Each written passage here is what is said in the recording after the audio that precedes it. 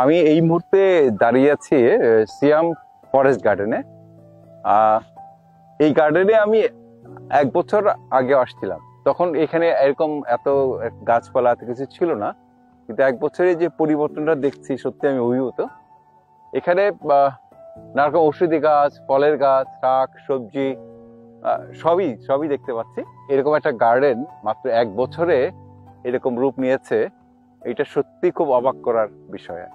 এবং এই যে সিয়াম গার্ডেন যেটা আমরা দেখছি, এইটা আসলে মোবাইলে একটা বড় প্রজেক্ট হতে যাচ্ছে, H2O প্রজেক্ট বাতেন ভাইদের যেটা, সেটা প্রায় 67 বিঘার ওপরে। তার মধ্যে 30 বিঘা হচ্ছে ওয়াটার বডি, আর বাকি 37 বিঘা হচ্ছে আইল্যান্ড। তো ওইটার একটা ছোট্ট মডেল বলতে পারি এটাকে আমরা। এটা প্রায় 5 বিঘার উপরে একটা, এটা হচ্ছে বসিলাতে এখানে।